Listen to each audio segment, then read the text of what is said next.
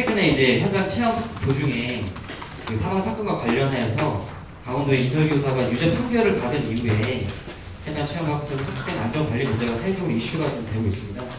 그것과 관련해서 우리 세종시에서는 모범이 될 만한 사례가 좀 있어서 영상으로나마 잠시 소개를 좀 해드리려고 하는데 영상 잠시 시청하시도록 하겠습니다. 안녕하세요. 저는 세종시 교육청 학생기자 강서율입니다. 저는 지금 미르초등학교에 나와 있는데요. 오늘은 미르초등학교에서 특별한 수학여행을 간다고 해 소개해드리려고 합니다. 그럼 어떤 여행일지 함께 가보실까요? 수학여행을 앞둔 우리 학생들이 하나 둘 학교에 도착합니다. 그런데 복장부터 예사롭지 않은 게 시선을 확 사로잡는데요. 안전모를 착용하고 자전거를 끌고 오는 모습이 비장해 보이기까지 합니다. 이곳에 모인 6학년 학생들은 자전거 종주를 주제로 수학여행을 떠나는데요. 출발 전 안전교육도 빼놓을 수 없습니다. 내가 또 친구들이랑 같이 하니까 너무 행복하기도 하고, 전에 막 체험학습 갈 때는 막상 그렇게 떨리지도 않았는데 이제 막 버스도 보고 애들 막 캐리어 부모님이랑 같이 들고 오니까 찐이구나 하는 순간이었습니다. 지금도 약간 실감이 안 나고, 그 선생님들이 엄청 많이 노력해가지고 가는 수학여행만큼 꼭 완주해보도록 하겠습니다. 화이팅! 저 진짜 너무 떨리고 기대돼요. 애들이 안 다치고 그냥 행복하게 했으면 좋겠어요. 자전거를 타고 떠나는 색다른 수학여행인 만큼 학생들의 기대도 큰 것 같은데요. 드디어 기다리고 기다리던 시간, 자전거를 타고 출발할 시간이 왔습니다. 선생님과 학부모님들의 배웅을 받으며 교문을 나선 학생들은 2박 3일간 금강 자전거길을 따라 전라북도 군산까지 총거리 약 113km를 종주하게 되는데요.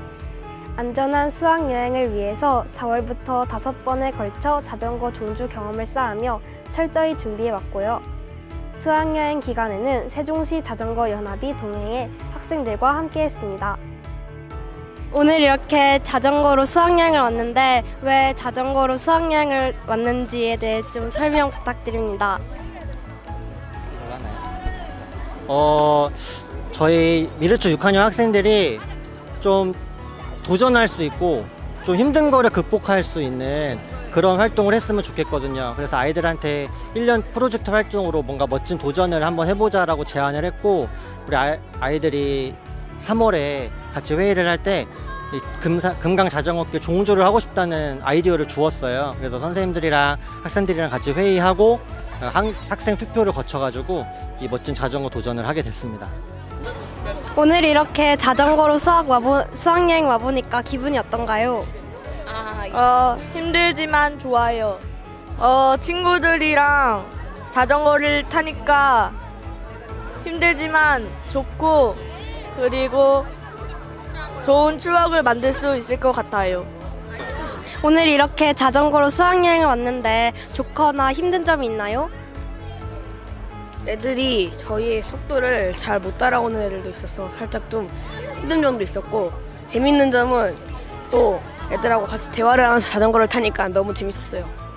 서로 속도를 맞추면서 함께 달린 친구들 덕분에 학생들의 꿈이었던 자전거 종주 도전은 무사히 마무리됐는데요. 쉽지 않은 여정이었지만 멋지게 완주한 우리 학생들이 새로운 도전을 두려워하지 않는 사람으로 성장했으면 좋겠습니다. 저는 11년 전 오늘을 생각합니다. 모처럼 친구들과 함께 수학여행을 떠나며 들떠있었을 단원고 학생들. 우리들이 잊지 않고 기억하고 행동해야 다시금 세월호 참사가 반복되지 않을 것이니 우리 각자 위치에서 그 책임을 다해야겠다는 다짐을 하면서 4.16 세종시민 모임과 이번 간담회를 준비하게 되었습니다. 전국적으로 현장체험학습 활동이 위축되고 있습니다. 몇 년 전 현장체험학습에서 일어난 불미스러운 사고에 인솔교사에게 경고령이 내려지면서 선생님들은 더 이상 현장체험학습에 대한 무거운 부담감 때문에 아이들이 원해도 선뜻 갈 수 없는 안타까운 상황들이 발생했습니다. 학창 시절을 돌이켜보면 여기 계신 모든 분들도 생각이 나실 텐데요. 우리 경주 불국사로, 강원도 설악산으로, 제주도로, 서울 에버랜드로 그 시절을 대표하는 수학여행지에서 친구들과 함께 아로새겨졌던 자신만의 즐거운 경험이 있으실 겁니다. 책상 앞에 배운 지식이 삶 속에서 확장되고 펼쳐질 때 비로소 학생들은 진정한 어른으로 성장할 수 있을 거라고 생각이 듭니다. 오늘 이 자리가 모두가 안전하고 행복한 현장 체험 학습을 만들어낼 수 있는 제도적 정비와 보호 장치를 마련하는 첫걸음이 되길 바랍니다. 아이들이 웃음을 가득 심고 노란색 버스들이 다시 활기차게 바라는 마음입니다. 감사합니다. 네, 여기 보시는 것처럼 제명은 세명특별자치시 교육청 현장 체험 학습 학생 안전관리조례입니다. 지금 현재 다가오는 정례일 때 저희가 개정을 좀 준비하고 있고요. 그 발의자는 김민석 의원님이 발의하시게 될 예정입니다. 현재 지금 상위 법률인 학교 안전사고 예방 및 보상에 관한 법률 일부 개정안이 오는 6월 20일부터 시작이 됩니다. 그래서 그 조례 미니만 사항을 반영하고 추가적으로 보완할 사항에 대해서 규정할 예정입니다. 주요 내용을 보시면 제2조에서 이제 정의 규정에 그 학교 범위에 유치원을 포함하여 정의하였고요. 제4조에 교육과정 책무로 지역 계획 수립 시 안전요원 및 보조인력 배치에 필요한 재정적 지원 방안, 다음에 현장 체험학습 안전사고 관련 교원 대상 민 형사상 피소 시 법적 대응에 관한 사항을 추가하였습니다. 제5조에 학교장 책무로 학교 계획 수립 시 현장 체험학습 안전요원 및 보조인력 배치에 관한 사항을 포함하였습니다. 제7조에는 그 안전요원 지정에 관한 사항 중 그 밖에 교육감 및 현장 체험학습 안전요원 배치에 적합한 것을 인정한 사람 신청을 했는데요. 이건 아직 논의 중에 있는 사항으로 그 취지는 수요가 급증하는 시기가 돌아갈 경우에 그 교육감 재량 내지는 학교장의 재량에 따라서 인력 수급의 불안전성을 해소할 수 있도록 하려는 것입니다. 네, 제15조에는 보조인력 배치에 관한 사항을 신설하는 것으로 보조인력 배치, 보조인력에 대한 안내, 보조인력 업무 부여, 현장 체험학습 운영 보조 및 의무 준수를 위한 노력 등을 규정을 하였습니다. 이제 그 밖에는 이제 준비 기준에 따른 자꾸 수정 내용이고요. 이제 각주 내용을 보시면은 법률에 어떤 부분이 개정되는지 확인할 수 있을 것 같습니다. 저희도 이제 학교의 현장의 의견들을 많이 수렴을 하고 지금 검토를 중에 있지만 또 오늘 이 자리에서 많은 의견들을 주시면 좋겠다. 그리고 기대하는 바를 봅니다. 사실 현장의 의견이 가장 중요하고 많은 사람들의 의견을 모을 때 더 좋은 의견들이 모아질 거라 생각을 하고요. 아까 이제 말씀하셨듯이 이제 학교 안전사고 예방 및 보상에 관한 법률이 작년에 12월 20일자로 개정이 돼서 그것이 이제 6월 21일자로 이제 이렇게 시행이 됩니다. 다행스러운 거는 여기에서 이제 그 학교장 및 교직원은 학생에 대한 그 학교 안전사고 예방 및 안전조치 의무를 다한 경우에는 안전사고에 대해서 민사상, 형사상 책임을 지지 아니한다. 라는 이렇게 안전사고 예방 및 보상에 관한 법률이 이렇게 개정이 된 것만으로도 사실은 엄청 저희가 기대하는 바가 크고요. 그럼에도 불구하고 우리 선생님들께서는 아직도 불안한 것은 저는 충분히 이해합니다. 저도 현장에서 교장으로서 아이들의 현장 체험학습 갈 때마다 출발할 때 그 불안함이 돌아와서 안전하게 돌아올 때까지의 그 걱정과 고민과 또 이런 것들을 경험했던 저도 한 현장의 교장으로서도 지금 현장에서 고민하고 있는 우리 선생님들께서 처할 상황이 정말 힘들겠다라는 부분은 100번, 1000번 저도 같이 공감을 하면서 교육청의 관계자로서 이 부분에 대해서 정말 이번 기회에 선생님들이 안전하게 또 부담 없이 편안하게 정말 이 교육이 이루어질 수 있도록 여러 부서에 지금 같이 협의를 하고 있는 중입니다. 그래서 저희가 이제 바라는 것은 결국은 이제 우리 교사들이 교육 본연의 역할에 집중할 수 있도록 하고 우리 학생들이 더 넓은 세상을 경험할 수 있도록 학부모님이 안심할 수 있도록 저희가 이제 노력하는 부분이 우리 교육청의 역할이 아닌가 싶습니다. 삼척 같은 경우는 이제 체험학습 운영 현황입니다. 최근 3년간 숙박형 현장 체험학습 실시 횟수 및 25년도 예정 횟수로 해서 이제 저희가 자료를 받았고요. 근데 이제 이 부분이 24년부터 이제 25년 이제 늘었어요. 늘었긴 한데 횟수가 좀 증가를 하긴 했었습니다. 24년 코로나 때가 이제 많이 줄었다가 그것이 이제 숙박경 실시로 횟수가 좀 증가하고 있고, 이것을 저희가 3월 5일부터 12일까지 8일간 이제 이 부분을 조사했을 때 이제 데이터고요. 데이터로서 이제 그렇게 지금 이제 자료에 나와 있는 것이고, 그러면서 또 여기 이제 그 밑에 표를 보시면 25년 3월 19일 기준 현황을 보시면은 정상으로 추진하겠다는 부분이 81교, 축소하겠다가 17교, 취소하는 학교가 10개교 이렇게 또 이제 바뀌고 있거든요. 이런 데이터를 보면은 우리 학교가 선생님들이 불안해하고 있다라는 것을 반증하지 않을까 싶습니다. 그리고 이제 삽쪽에 보시면은 지난번에 이제 교감 선생님 대상으로 저희가 지정할 협의가 있었는데, 그때 초등 교감 선생님들을 대상으로 해서 초등학교만 또 다시 4월 9일날 저희가 이제 다시 조사를 또 해봤는데, 그때 또 이제 변경하는 학교가 7개 학교가 있었습니다. 사유는 차량 이용하는 거를 도보로 하겠다. 2박 3일 하는 거를 1박 2일 하겠다. 또 테스트를 2회 실시할 걸 1회로 하겠다. 이런 부분도 있고, 또 이게 시행이 6월 21일부터 시행이 됩니다. 법이. 그래서 일부 학교는 제가 이제 계획을 해놨다가 6월 21일 이후에 하자라는 그런 학교도 많이 있는 것 같습니다. 그래서 이런 부분에서 이제 저희 교육청에서는 정책을 여러 가지 고민 중에 있는데, 김우중 위원님께서 학생 안전관리 조례를 개정해서 학교의 범위를 유치원까지 확대하고 보조인력 배치와 관련된 내용도 저희도 이제 신설하는 데 동의합니다. 그리고 교부된 현장체험학습 지원비 예산에서 보조인력 활용 경비를 집행할 수 있도록 사용 범위를 좀 더 확대하려고 지금 검토 중에 있고요. 그 다음에 교환보호 공제 등을 통해서 기존에 지원되는 소송 비용을 유지하고 업무상 과실로 인한 법률 비용도 한수 조치하지 않고 지원해 줄 예정으로 저희도 이제 그렇게 검토 중에 있습니다.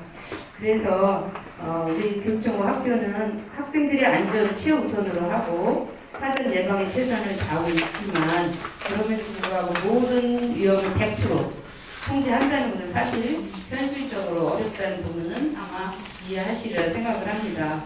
그래도 우리는 학생들의 배움과 안전 두 가지 모두를 포기할 수 없고, 이 부분에 있어서 안전한 제도로 시스템으로 정착될 수 있도록 저희도 이제 고민 중에 있습니다. 그래서 각과마다 이 부분에 이제 해당되는 부분이 유초등교육과에서 현장 체험학습에 대한 기획을 하시고, 그리고 지원본부에서 학교 지원본부에서 현장 체험학습 가는데 사전 답사라든지 또 선생님들 안전요원을 저희가 이제 하고 있는 그런 연수 이런 거를 지원본부에서 해줍니다. 아까 시청하셨던 그 미르초등학교 자전거로 수학여행 간 것도 학교 지원본부에서 굉장히 많은 지원과 함께 사전 답사나 이런 것들을 함께 해서 미르초등학교가 저렇게 안전하게 아이들한테 추억이 담긴 정말 알찬 수학여행을 다녀올 수 있었거든요. 그래서 우리 교육청에서도 저렇게 사전 답사 같은 거 다 지원해주고 이런 부분들을 함께 하면서 학교의 어려움을 좀 덜어주고 이런 부분도 많이 노력을 하고 있습니다.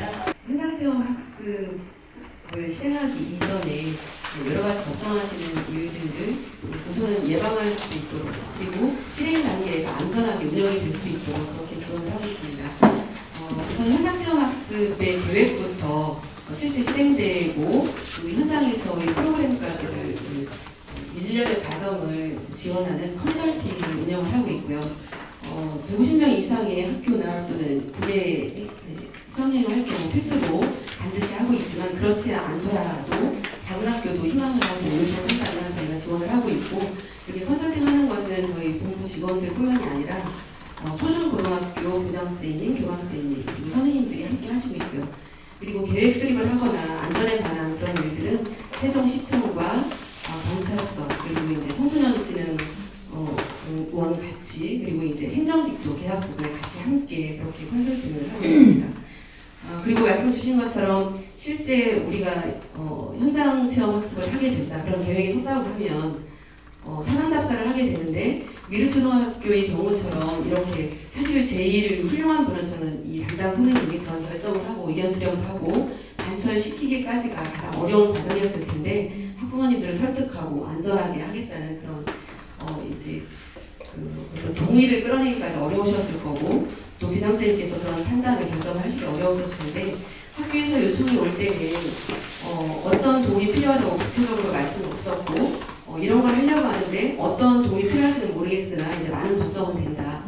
그랬을 때 우리 지원본부에서는 담당 장학사님이 학교 현장에서 실제 아이들과 부대끼고 경험했던 분이기 때문에 이 자전거협회, 세종자전거협회에 속한 그 안전요원을 배치한다든가 응급차량과 응급요원 그리고 학교에서 이제 마련했지만 이제 자전거 고장이 났을 경우 아이들의 안전대책을 이렇게 같이 마련해 협업해서 이런 과정을 거쳤고요. 그런 실제 실행 과정에서의 도움 또 현장 답사를 갈 때는 과정에서 숙박을 한다고 하면 숙박 시설에 대한 안전 점검 그런 부분 선생님들이 행정적으로 좀 하시기 어려운 부분을 저희가 같이 지원을 하고요.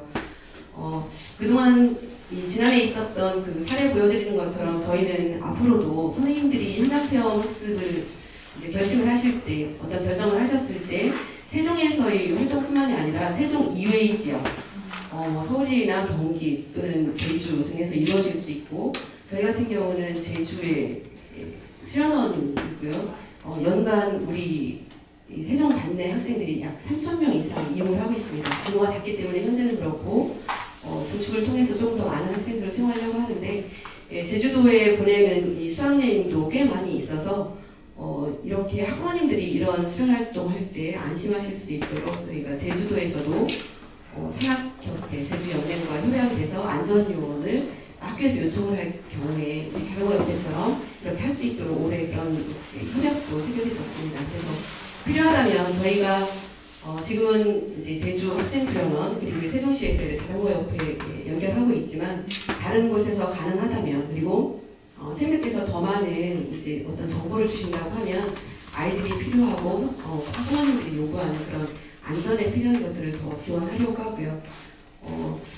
이제 우리가 서류상으로 평면적으로 지원하기보다 경험을 한 많은 분들이 장학사님들이 저희 본부에 계시기 때문에 학교에서 필요한 부분을 지원해왔고 앞으로도 더 잘 지원할 수 있도록 하겠습니다.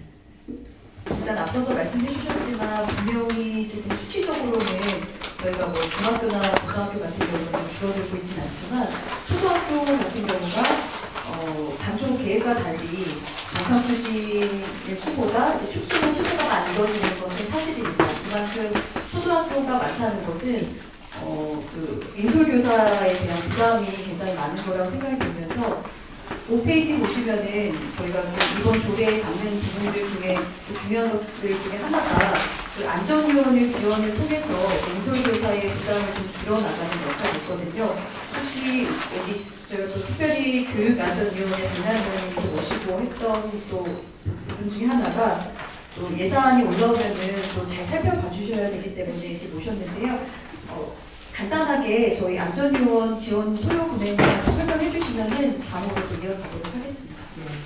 우리 사무관님께서 이것도 복지과에서 네, 맞아요. 저희 교육복지과는 현장 체험학습에서 필요한 경비를 현장에서 학교에 교부하는 업무를 하고 있습니다. 안전요원 소요 금액에 앞서서 결과를 말씀드리면 저희는 2019년에 고등학교 수학여행을 시작으로 20년대는 초중고로 확대하고 현재는 초중고 수학여행 그리고 이제 수련활동에 대해서는 고등학교 그리고 1인용 현장 체험학습에 대해서는 초중고와 특수학교 모든 학교에 필요한 경비를 지원하고 있습니다. 그리고 이제 저희가 지금 현재 모든 학교가 이제 현장 체험학습을 가는 건 아니고요. 저희 이제 교육청에서 보유하는 통계로 현장 체험학습 올해 준비하고 있는 학교를 기준으로 이제 초중고 특수 안전요원 지원 소요 금액을 이제 저희가 계산을 해본 결과 학교 지금 현장 체험학습을 준비한 학교를 기준으로는 추가되는 소요 예산은 5억여 원대로 저희가 계산을 하고 있고요. 그리고 여기에 더해서 이제 준비를 하지 않고 있다 하더라도 모든 학교에서 안전요원을 1인당 2인 이상을 배치할 수 있는 체험요원 이렇게 수요되는 걸로 계산을 하고 있습니다. 여기에 더해서 조례가 개정되고 유치원과 그리고 이제 각종 학교에 대해서 모두 전수 배치를 한다고 하면 9억 여원이 추가적으로 수요될 것으로 판단하고 있습니다. 이 금액은 말 그대로 이제 교육청에서 계산을 한 거기 때문에 변동이 있을 거라는 것은 또 여기 계신 분들 좀 감안해 주시길 부탁을 드리고, 예산이 크다면 크지만 또 학생들의 안전을 담보한다면 또 저희가 꼭 필요한 예산이라고 이제 생각이 되면서 우리 앞서서 교육청에서 발표해 주신 내용들 그리고 조례에 관련해서 또 아니면 현장에서 학부모로서 또 시민으로서 어떻게 하면은 또 우리 학생 안전에 대해서 또 안전한 현장 체험 학습이 될지 말씀해 주시거나 질문 의견하신 분들 마이크를 잡고 말씀해 주시면 되겠습니다. 강단 의원님부터 말씀해 주실까요? 이번 조례의 개정에 대해서 특히 생각하고 개정에서 일어났던 그 문제스러운 일들이나 이럴 때 교육청에서 어떻게 대응하고 있는지에 대해서 사실 상세하게 좀 알고 싶은 마음도 있었거든요. 그런 부분에 대한 이제 그 부분을 조금 미흡해서 발표를 받을 수 있으면 좋겠다 말씀드리고요. 예산 세우신 그게 50명당 50명 이상인데 1인인가요? 기준은 어떻게 예산을 수입하는 건지 궁금합니다. 말씀해서 자료에 보면 처음에는 저희가 이제 올해 현장 체험학습을 준비하는 학교 그리고 현재 기준에서 50명 이상이 되는 학교에 한해서 추가 요원을 계산하면 5억 여원대가 나오고요. 저희가 아까 그 50명의 기준을 풀고 50명 이하로 1명을 배치한다는 기준으로 적용하면 2억 추가적으로 줄여서 7억 원. 그러면 50명 이하라고 하면 그 한 반이 갈 때도 한 명의 보조교사를 추가할 수 있을 때가 7억이라는 말씀이죠? 네, 그렇습니다.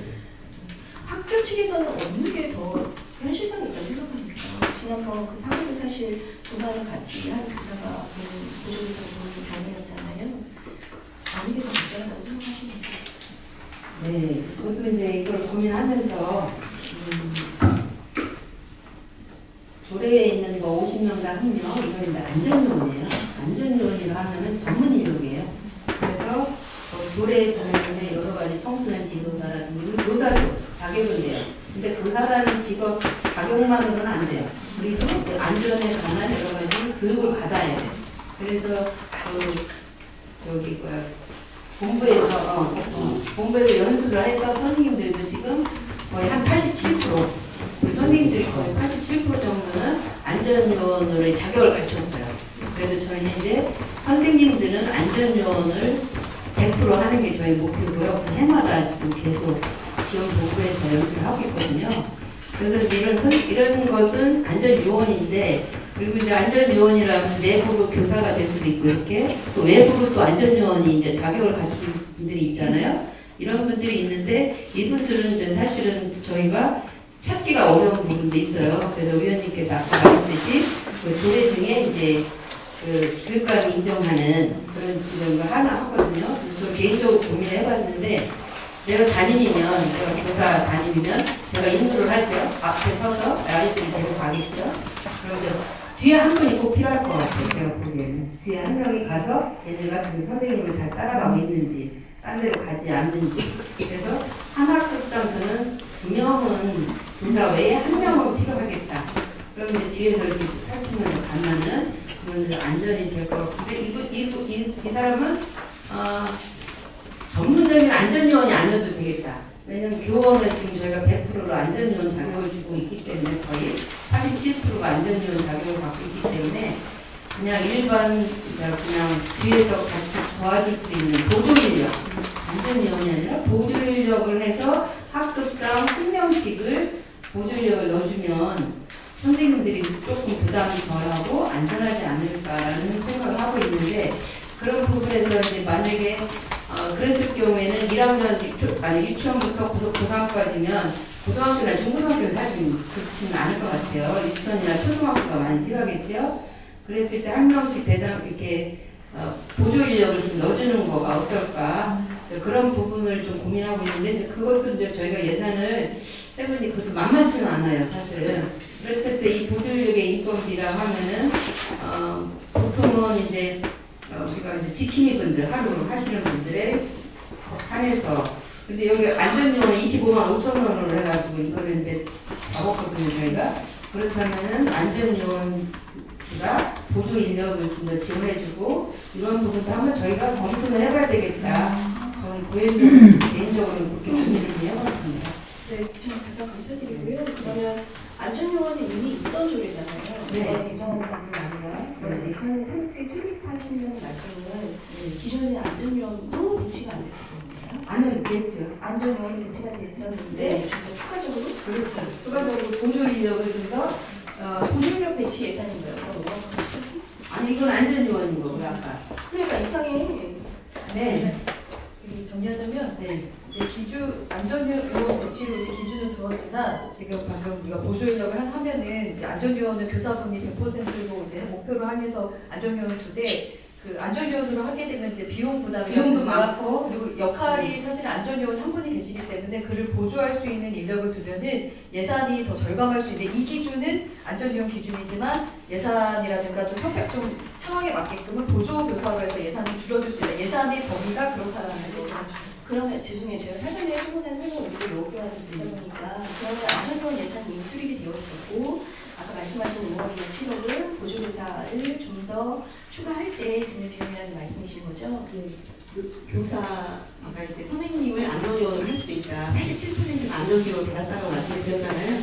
연간 하고 있고 올해도 하고 있고 저희가 별도로 운영하고 있어요. 알겠습니다. 그러면 안전교사는 담임교사라든지 학과학 교사로 배치하고 그 다음에 보조교사를 재배치했으면 좋겠다. 저는 이제 조례에 관해서 조금 말씀을 드리면 여기 보조인력 배치 제15조에 보면 안전요원에 대한 그런 좀 상세하게 나와 있는데요.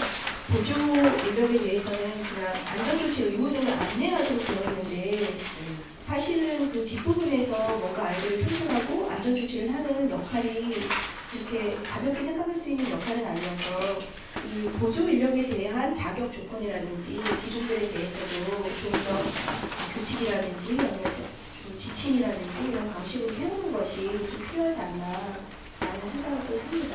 단순하게 교통안전하는 거랑은 좀 차원이 달라서 조금 설명을 드리면 교육부에서 매뉴얼에 담기는 대학에서 경찰이나 소방이나 이런 자격증 그런 학과를 다니고 있는 학생, 대학생 또는 졸업생 일반 시민도 됩니다만 그런 분들을 대상으로 할 수 있다라고 하고 이제 기준은 그렇게 있고 이런 보조 인력을 우리 조례에 담으면 이분들을 배치할 때는 저희가 선생님들 안전교육 하는 것처럼 좀 수준은 다를 수 있지만 실무 교육은 하려고 합니다.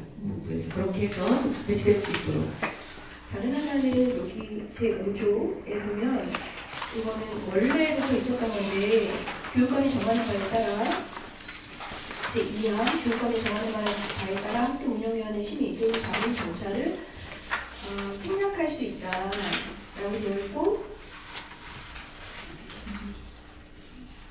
미리 그냥 그때는 교육관은 상관이 아니고 1인력만 네. 1인력만 제가 조금 헷갈렸는데요. 제가 본 거는 제13조 현장 답사 1항이고요.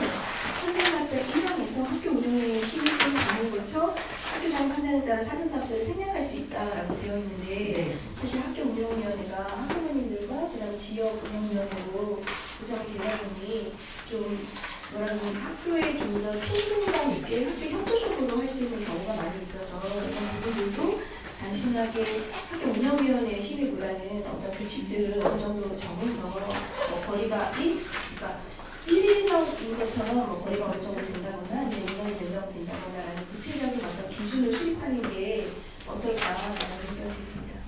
여기서 이제 학교의 판단에 따라 사전답사 생략할 수 있다는 거는요. 예를 들면 이제 작년에 수학여행을 경기로 갔어. 그럼 이제 올해 입학을 내년에 A라고 졸업을 했고 새롭게 또 수학여행을 갈 수도 있잖아요. 그럼 이 친구들이 똑같은 날 예를 들어 같은 장소로 갈 수도 있거든요. 그렇다면 이미 그때 이제 갔다 왔던 그 사전을 했던 부분도 있고 하다 보면은 그 반복적으로 또 그냥 늘 하게 되는 수가 있잖아요. 꼭 해야 된다라고 한다면 그렇지만 작년에 갔던 분, 또 담임 선생님 작년에 거기 다녀왔다는 선생님이 있다거나 예를 들면 이럴 때는 또 이거에 선생님들한테 꼭 가슴박사를 해야 된다라고 명시해버리면 또 이게 하나의 또 하나의 업무가 되잖아요. 그러니까 이건 정말 필요하다라고 학교장과 교사와 판단하고 의원회 이제 심의를 거쳐서 생략할 수 있다라는 부분은 그럴 경우에 생략을 하는 거고 웬만하면 다 사슴박사를 갑니다. 근데 생략할 수 있다는 어떤 윤리 규정을 두는 건 좀 필요하다고 생각합니다. 너무 법칙된 어떤 규정이 있으면 사실 운영하기가 어려우니까. 그렇지만 사실 세계가 어떻게 변할지 모르는 거고 기업에 의존해서 학생들을 인수한다는 것 자체가 기업의 유출이 될 수 있기 때문에요. 좀 더 이런 안전과 관련해서는 좀 더 좀 타이트하게 좀 더 강하게 할 수 있지 않을까 싶고 한번 검토 꼭 그렇게 해주십시오는 아니지만 검토를 해봐 주셨으면 좋겠는데 어떤 일정 기준을 제시했으면 좋겠다. 그 방법이 어떤 것이든 간에 그거는 좀 의견을 드립니다. 네, 문란 의원님 말씀 감사합니다. 저는 오기 전에 이제 당연히 아이들이 정말 필요한 거잖아요. 아이들 교과 과정만 배우는 것이 아니라 공동체에서 배울 수 있는 것들도 선생님께서 알려주는 학교에서 배워야 된다라고 생각하고 이게 꼭 지켜져야 된다, 이게 가야 한다라고 이제 생각을 하고 왔는데 이미 저희 교육청과 시스 같이 이렇게 준비를 하신지는 사실 몰랐어요. 그래서 너무 또 국장님 말씀 듣고 하니까 너무 안심이 되는 거예요. 지금 듣고 나니까. 그래서 저는 이제 보니까 안전요원 여기 자기 조건이 어떻게 되는지가 좀 궁금해요. 이게 안전 지도서만 있으면 가능한 건지. 그렇죠. 거기 보면은 이제 1번부터 9번까지 해당되는 이런 자격을 취득한 사람들, 이런 사람들이 이제 안전 요원으로서의 자격을 갖추는데 이것만으로도 안 되는 게 아니라 이런 사람들이 별도의 실태수생들이라든지 안전교육도 받아요.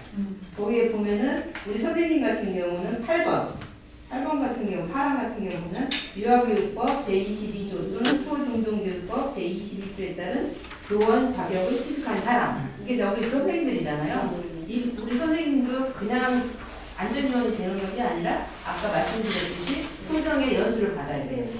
네, 그분들이 지금 세종의 전체 교사 중에 87%를 받았어요. 왜냐하면 이분들이 여기 소방안전 자격 취득하느라 응급조치 자격 이 사람들 구하기가 사실 힘들어요. 저희가 처음부터 조례에 이렇게 자격을 사람은 여기 보면 많은 것 같지만 실제 저희가 이분들을 구하기가 힘든 거죠. 그래서 우리가 생각한 거가 교사들이 여기 교사 자격이 있잖아요. 우리 교사들을 자격을 갖출 수 있도록 하기 위해서 정말 2015년부터인가요? 네, 그렇게 16년부터 계속 연수를 시켜서 지금 거의 87%가 선생님들이 이 자격을 갖고 있어요. 안전요원 자격을. 선생님들이 이미 가지고 계신 건 알고 있어요. 알고 있는데 그래서 이제 대체 인력을 말씀을 드리는 건데 저도 아까 국장님께서 말씀 주신 거에 동의하는 이유가 대체 인력, 안전지도서 함께 가는 건 동의하지만 저희가 50명 아니면 20명에 하나 그게 두 분 중요해요. 중요한데 이게 전문적인 인력이 중요한 게 아니라 보는 분이 많은 게 사실은 더 중요해요. 엄마들은 그런 프로그램이나 그런 연수를 받지 않아도 충분히 안전에 대해서 충분히 민감하거든요. 그래서 저는 보면서 어떤 생각을 했냐면 이게 또 상주체로서 잘 가려고 한다고 하면 그 학부모를 활용하는 방법도 너무 좋다고 저는 생각을 해요. 예전에 저희가 수업하고 뭐하고 부모님들 따라가고 했었거든요. 근데 그게 이제 각 다른 지금 유치원도 그렇게 하고는 있어요. 근데 그 이제 뭐 7세 반에 엄마가 오면 우리 엄마는 왜 안 왔지? 이렇게 할 수 있기 때문에 뭐 자원에서 받더라도 그 학급만 제외하고 그래도 자기 아이잖아요. 그래서 그런 인력풀도 좀 이용을 하시면 눈이 많은 게 중요하거든요. 사실 불시 아이들이 푹 나오는 게 중요한 거지 몰라서 그러는 게 아니에요. 그 불시에 나왔을 때 딱 잡아줄 수 있는 그런 것들이 필요하기 때문에 그런 것도 좀 생각을 해주시면 어떨까 싶습니다. 네, 좋은 의견 주셨는데요. 체험학습 가는데 불안하잖아요. 그래서 학부모를 활용하는 그래서 그런 유치원이 있어요. 그래서 저희도 그걸 생각해서 근데 그걸 우리가 의무화할 수는 없잖아요. 그런데 원장님 그렇죠. 대안으로 이제 원장 선생님들께서 그 구성원이 합의가 돼야 돼. 학부모랑 그러면서 아까 말씀하셨듯이 어느 반 한 반에 가면 어떤 엄마 저는 엄마는 왔는데 우리 엄마는 안 왔어 이렇게 되니까 이런 거에 대한 배려. 근데 이제 오므로 인해서 그것이 자연스럽게 되는데 어떤 유치원 원장님은 너무 좋다. 어머님들이 선생님을 이해하게 됐대. 애들을 너무 이 조그만 아이들 데리고 체험학습 왔는데 얼마나 힘들겠어요. 근데 어머님들이 보니까 야 우리 선생님들이 정말 고생하는구나. 네, 그거를 이해하게 되면서 학교에 대한 민원이나 또 선생님들이 더 협조적이고 이런 문화는 저희가 바라는 정말 희망하는 그런 부분들도 저희가 이제 우수 사례로 원장님들한테나 교장선생님들한테도 이제 사례는 이야기하고 하지만 그런 부분들을 시스템에서 딱 하기는 어렵다. 그걸 문화로 만들어가야 되는 저희들의 하나의 또 책무라고 생각합니다. 또 궁금한 사항이 하나 있는데요. 이렇게 조례 개정안이 된다고 하더라도 학교 내에서 이렇게 뭐 체험학습이나 수학여행을 선택할 수 있는 건지 아니면 무조건 가야 되는 건지 혹시 그 학교장 계량이 선택이 가능한가요? 아, 네. 이거는 교육과정이기 때문에요. 이 수학여행이나 수련활동은 다 교육과정의 일환이에요. 교육과정이라 하면 우리 선생님들이 교육과정에 대한 전문가고 교육과정을 선택하는 거는 결정하는 건 우리 선생님들이에요. 그러면은 내가 우리가 사회 수업을 하는 데 있어서 이 수업인 수학여행을 가야 되겠네. 필요에 대해서 가는 거죠. 이게 그 옛날에 우리가 생각하던 옛날에 우리가 수학여행을 가고 수련활동을 가고 추억을 만들고 이런 것도 그 당시에 그게 하나의 행사로서 했지만 지금 이런 것들이 다 교육과정에 녹아 들어가 있어요. 사회에 무슨 문화재를 관람해야 돼. 삼국시대, 통일신라 시대 그런 경주를 가야 돼. 이게 사회교과서예요. 교육과정에 들어가는 거죠. 그렇지만 요즘은 옛날에는 인터넷이라든가 자료라든가 이런 것들이 많지 않기 때문에 직접 찾아가서 그걸 체험하는 것도 좋지만 지금은 또 다양한 루트에 체험해야 할 수 있는 것들이 많아요.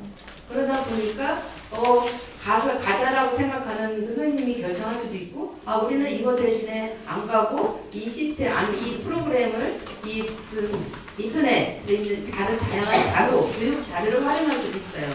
그래서 결정은 학교에서 선생님, 담임 선생님 첫째고 그 담임 선생님과 학교장과 합의하에 이제 같이 논의해서 갈 수도 있고 꼭 가야 된다라는 것은 사실은 옛날에는 이렇게 하나의 행사로서 그렇게 했지만 지금 이제 그게 교육과정과 연계돼서 운영이 되고 있다. 그래서 결정은 담임 선생님들이 하게 되겠다라고 말씀드릴 수 있습니다. 학생들의 의견은? 아니 학생들 의견 들어요. 선생님이 결정할 때 나 혼자 결정하는 게 아니라 얘들아 이거 공부할 건데 여기 가면 어디 가면 좋을까? 그러면 만약 수학여행 장소도 선생님이 안 정해요. 요즘은 아이들한테 다 협의해서 어디로 갈 건가 이런 부분도 이런 걸 다 설문조사를 해요. 그리고 또 학부형님도 설문조사를 해. 그런 다음에 이제 전체적으로 어느 정도의 그 설문조사를 바탕으로 해서 결정을 하지 그렇다고 또 교사가 마음대로 결정하는 게 아닙니다. 요번에 이제 저희가 좀 알아보면서 보니까 진행을 하겠다고 했다가 다 취소한 분들이 되게 많았어요. 그리고 걸어서 가는 곳이면 가겠다. 그렇죠. 라고 한 것도 되게 많았거든요. 그래서 그게 뭐 선생님도 충분히 이해를 해요. 저도 학부모지만 그렇게까지 책임을 지운다고 한다면 누가 나서서 저걸 가겠다고 할 것인가. 그거 너무 이해하지만 그래도 아이들에게 이거를 잘 모르잖아. 아이들은 그게 처음이거든요. 너는 해볼래 안 해볼래 이거 선택도 중요하지만 아이들은 저거 해봤어요? 해볼 건지 안 해볼 건지를 선택할 수가 있는 거잖아요. 그래서 전 그런 것이 아니라 선생님께서 또 이렇게 제도를 마련해 주시는 안전적인 그 제도를 좀 정착을 하고 있잖아요. 갈 수 있는 방향으로 좀 해주시면 저희 지금 그걸 논의하려고 우리 은행에서 마련한 자리고 저희도 그쪽으로 고민을 하고 있는 겁니다. 한미정 국과장, 한미안 국과장의 말씀을 충분히 공감하면서 아마 지금 현재 상황에서는 선뜻 우리가 행정체험학습 가기 어려운 상황이고 누구나 이제 공감을 하지만 이번 이제 조례 개정이라든가 이제 교육청에서 여러 가지 제도적 장치를 마련하면은 선생님들이 또 선뜻 갈 수 있는 그런 환경과 여건이 마련될 거라 생각이 들면서 말씀 감사합니다. 다음으로 좀 하태건 우리 협의사님께서 이제 말씀드리셨으니까 이어서 또 부탁드립니다. 선생님이 선택하는 교육과정이라는 네, 선생님은 가고 싶을까요? 안 가고 싶을까요? 사실은 가고 싶습니다. 사실은 아이들을 사랑하기 때문에 교사가 되고 매우 가고 싶어요. 근데 이게 왜 안 가게 됐냐? 그 강원도 사건 때문에 이제 이게 예를 들어서 교정징계다라고 하면은 갈 수 있어요. 교정징계까지. 근데 이게 배제징계가 나오는 상황이 되기 때문에 중요합니다. 그래서 저는 교육 정보, 또 사실 학부모가 가장 여론에서 있게 되고 또 의원들이 합심해 가지고 안전 요원도 중요하지만 어느 대선 후보는 악성 민원 처벌법도 만든다고 하잖아요. 사실 옛날에는 상상도 할 수 없는 거였거든요. 그러니까 저는 요 개정안에 보면은 학교 안전사고 관련 교원 대상 민영사상 피소시 대응 등에 관한 사항에서 노력해 주셔서 학교 안전사고와 관련된 등보 이상이나 벌금에서는 배제 징계를 할 수 없다라던가 이런 것들을 하면은 선생님들 아마 다 갈 겁니다. 그거 하나 무서워서 걱정해서 그런 거지 피곤하고 사전답사 뭐 다 갈 수 있어요. 그런데 이거 한 가정이 달렸잖아요. 자기 인생이 달렸고 이거를 위해서 노력해 주시면 어떨까. 그리고 지금 왜 초등학교가 안 갈까라고 해서 왜 초등교사들은 왜 그럴까 그게 문제가 아니라 학부모와의 갈등도 아닙니까. 제일 처음에는 학부모랑 같이 교사가 교육청에 요구하고 교육청이 국회에 요구하고 그렇게 해서 해주시면 어떨까. 네, 가고 싶습니다. 네. 정말 이번에 그 6월 20일이나 시행될 학교 안전사고 예방 및 보상하는 법률을 보면은 그 이제 안전 조치 의무를 다한 경우에는 학교 안전사고에 대해서 인사는 형사상 책임을 지지 아니한다고 하지만 사실은 조금은 또 애매한 부분이 있어요. 이게 안전조치 의무가 잘 되었는지 안 되었는지는 굉장히 판단하기 좀 어려운 부분이지만 사실 조금 더 변화하는 첫걸음이라 생각이 들고 또 뭐 국회에서도 의회에서도 좀 살펴보는 것으로 말씀드리면서 우리 또 추현희 그 대표님 말씀을 듣고 그 기자분들이라든가 현장 계신 분들 질문 또 하도록 하겠습니다. 오늘이 이제 세월호 참사 10일 주기인 만큼 오늘 이렇게 귀한 시간 가질 수 있게 되어서 개인적으로도 굉장히 감사한 일입니다. 제가 이제 세월호 참사로 저희 시민들에게 안전의식이 굉장히 높아졌다고 생각해요. 근데 그 높아진 게 안전에 대한 안전 불감증이 아니라 뭐 이런 문제가 아니라 오히려 더 소극적이 되지 않았나 이런 염려도 되기는 해요. 근데 이게 왜 그런가 생각해 보면은 계속되는 사회적 참사가 일어나는데 여기에 대해서 정부나 기관이 책임지는 게 아니라 개인에게 모든 책임을 이렇게 떠넘기는 그런 시스템이 문제인 것 같다는 생각이 듭니다. 그래서 좀 형식적인 정책이 아닌 실효성 있는 정책이 되었으면 좋겠고요. 근데 또 그렇다고 해서 너무 규제가 많아지다 보면은 더 제약이 생기니까 규제가 아니라 선생님이나 아이들을 보호할 수 있는 그런 정책이 반영되었으면 좋겠습니다. 근데 또 이제 계속 듣다 보니까 우리 선생님들의 그 역할이 너무 막중한 것 같아요. 안전 이제 교육도 해야 되고 이런 이야기를 듣다 보니까 선생님들도 시민으로서 좀 존중받는 계기가 됐으면 좋겠습니다. 네, 여기까지 말씀드리겠습니다. 또 기자분들 아니면 또 현장에서 오신 분들의 좀 질문이나 의견을 듣고 또 마무리 또 하는 걸로 하겠습니다. 혹시 질문하실 분 계십니까? 네, 안녕하세요. 오늘 이렇게 좋은 자리 마련해 주셔서 감사드리고 그리고 발언 기회 주셔서 감사드립니다. 다름이 아니라 저는 현장 학습이 지금 현재 조례를 개정을 하고 하는 이 모든 노력과 움직임에 감사를 드리고 그리고 이것이 잘 진행이 되어서 우리나라가 한번 일보 더 발전하는 계기가 되기를 진심으로 바라는 사람입니다. 그런데 그 가운데 아이들의 시간은 계속 지나가고 있습니다. 어른들에게는 작년이나 올해나 내년이나 30대 후반이나 40대 초반이나 사실 그렇게 크게 영향을 안 미칠 수 있습니다. 하지만 아이들에게는 1년 1년이 다르고 그 1년 1년의 의미가 굉장히 소중합니다. 근데 이렇게 우리가 발전해 나가는 과정에서 그 과정 안에서 무슨 일이 일어나고 있는지 아이들에게는 무슨 일이 일어나는지에 대한 논의가 잘 빠져있다는 생각이 좀 들어서 마이크를 잡았습니다. 일단 아이들은 졸업여행이라는 거는 초등학교 6학년, 중학교 3학년, 고등학교 3학년 그때 딱 3번밖에 기회가 없습니다. 그 3번의 기회를 놓치면 그렇게 그냥 날아가는 겁니다. 그렇기 때문에 그 1년의 무게를 조금 더 생각을 해주셨으면 좋겠다는 말씀 한 번 드리고요. 두 번째로는 현장 체험학습의 의미에 대해서도 다시 학부모의 의견을 한번 말씀을 드리자면 예전에 그 교과과정이었던 행사였고 그렇기 때문에 교사의 선택이다라고 말씀을 하십니다. 그런데 교육이란 무엇인가? 우리가 왜 공교육이 존재하는가? 왜 교육이 공무원이고 정부기관인가라고 했을 때 사회 근간을 이루는 사람을 만드는 작업이라고 생각합니다. 성숙한 시민들을 만들어내는 작업입니다. 근데 그 작업이 인터넷이나 매체로 대체될 수 있는 것이 있고 진짜 우리 체험을 해야, 체득을 해야 하는 경험이라는 게 있습니다. 그런데 우리 아이들 그렇지 않아도 코로나는 그 세대입니다. 아이들이 학교에서 발을 못 붙이고 집에 격리되었던 아이들입니다. 그 아이들이 지금 초등학생입니다. 아마 일선에서 교사분들이 말씀하시는 부분 많이 들으셨을 거라 생각합니다. 기초학력이다라고 아이들 사회성이 좀 떨어졌고 코로나 이전 세대와 좀 다르다 이런 말씀 저 많이 들었습니다. 근데 그런 아이들을 대상으로 이런 기회마저 박탈을 당한다면 그 아이들을 계속 커나가는데 어떤 영향이 있을지 그런 것도 좀 심도 깊게 무게 있게 함께 저울추에 올려주셨으면 합니다. 감사합니다. 네, 지금 말씀하신 부분에 대해서는요 100% 공감을 하고요. 그렇게 하기 위해서 이제 오늘 이 자리가 마련된 거고 어찌됐든 아까 우리 학교 선생님 말씀하셨듯이 우리 선생님들이 부담 없이 정말 아이들 아까 말씀하셨어요. 우리 선생님 정답이에요. 선생님도 가고 싶어요. 아이들하고의 추억도 있고 또 담임으로서 아이들과 많은 체험을 해주고 싶고 이건 우리 선생님들이 한결같은 마음이에요.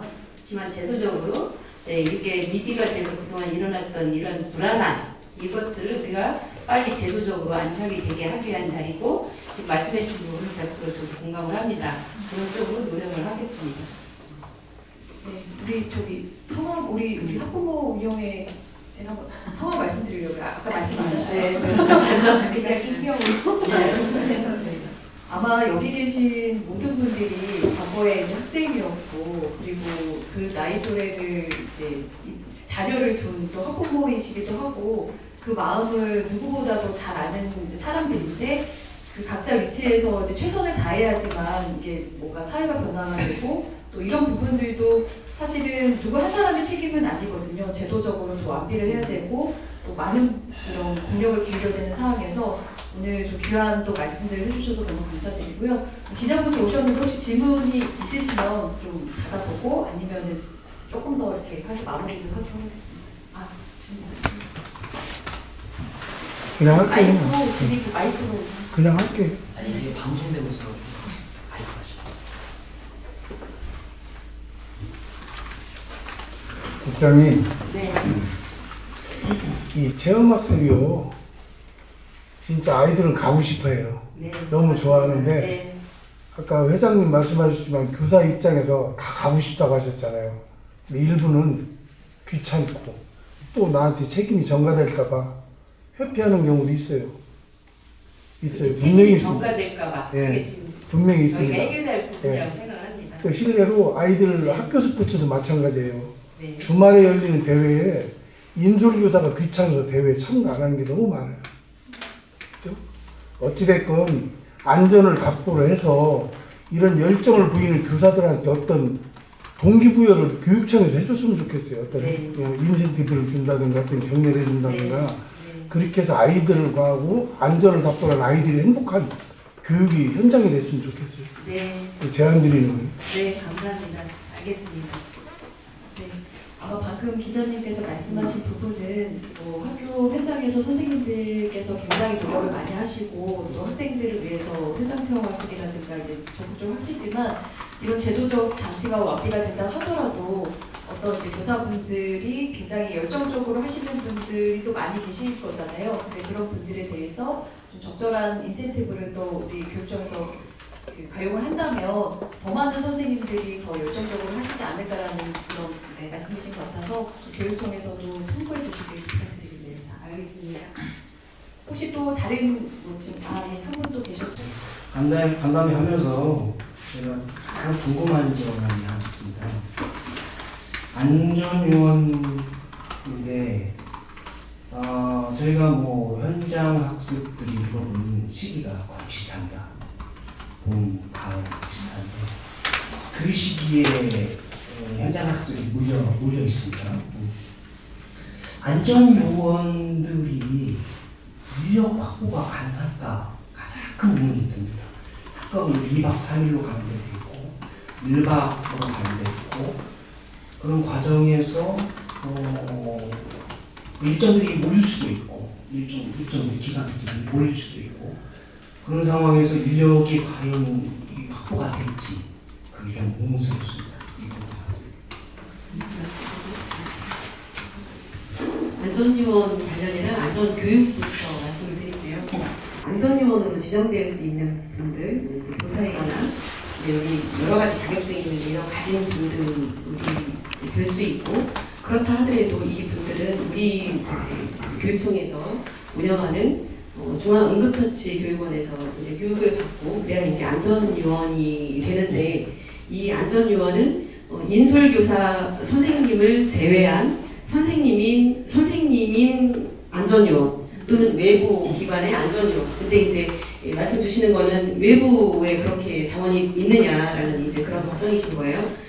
솔직히 말씀드리면 세종시 내에 우리 이 도시에 안전요원이 많지 않습니다. 몇 분 안 계셔서 저희가 이제 그 누리집에 올리고 이용하실 수 있도록 안내를 하고 있지만 모든 학교에서 소화가 안 되고 그래서 이제 그 시도교육청에서 아까 말씀 주신 뭐 25만 원, 30만 원 얘기하는 것이 경호협회라고 이제 그런 전문 기관이 있어서 학교에서 요청을 하면 저희가 이렇게 매칭을 해드려서 하고 있고 이건 이제 요청할 때 들어가는 인력이고 그리고 우리가 오늘 말씀 나누는 중에 조례 담보자라는 보조 인력 그게 이제 지원 인력이라고 해서 들어가는 건데 아까 말씀드렸듯이 그것은 조례에 담아지고 이제 범위가 정해진다고 하면 교육부에서 매뉴얼에 이제 넣고 있는 범위는 대학생 중에서 응급처치 해당 과나 경찰이거나 소방이거나 이 해당 과에 다니고 있는 재학생 또는 졸업생 또는 아까 이제 그 학부모님 입장에서 말씀 주신 것처럼 일반인이지만 학부모님이나 봉사활동이 가능한 분을 대상으로 합니다. 그렇지만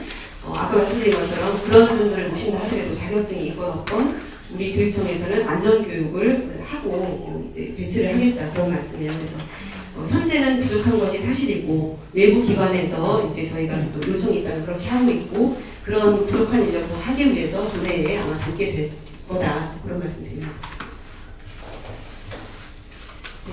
아까 전에 우리 관내 선생님들이 87% 정도를 이제 안전 자격증을 이제 취득을 하기 위해서 굉장히 지금 계속 교육을 하고 계시고 그런 와중에 지금 선생님들 외에 저희가 보조 인력 그러니까 아까 뭐 교사 학부모가 될 수도 있고 또 방금 이제 말씀하셨던 어떤 대학생들 중에서 그런 자격증 가진 사람들 좀 폭넓게 그걸 둬야지만 사람을 집중되는 시기에 사람을 구해서 보는 눈이 많아져야 된다는 말씀 굉장히 공감하거든요. 선생님 혼자 두 눈으로 볼 수 없는 부분들을 다른 어른이 그거를 아이들을 케어한다면 한 반이 가는데 보통 23에서 25, 뭐 초등학교는 지금 뭐 그 정도 되는데 그 아이들이 한 명이 아닌 둘이 된다면 선생님 부담도 줄어들고 또 앞에서 가면 뒤에서 볼 수 있는 그런 것들이 안전체계가 되기 때문에 좀 그런 부분들을 폭넓게 살피고 계시다는 좀 말씀으로 이해해서 설명 다시 한번 드렸습니다.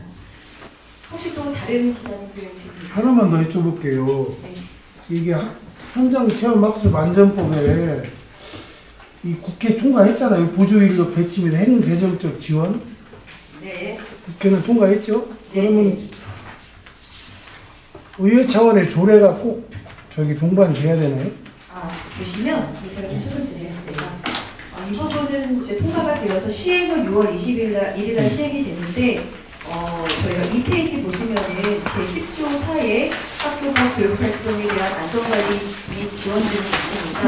거기에서 이제 3항을 보시면 그 밖의 보조인력의 배치 기준, 방법 등에 관한 세부적인 사항은 시도 조례로 정한다고 되어 있습니다. 그래서 지금 저희가 지금 얘기하는 보조인력이라든가 그리고 법률에서 담기에는 조금 더 세부적인 내용들, 아까 뭐 유치원을 확대한다거나 그런 부분들을 저희가 조례로 정하게 되는 부분입니다. 그래서 아마 다른 시도에서도 이 법 개정에 맞춰서 조례 개정이 지금 항상 이루어지고 있는 상황이라는 점 말씀드립니다.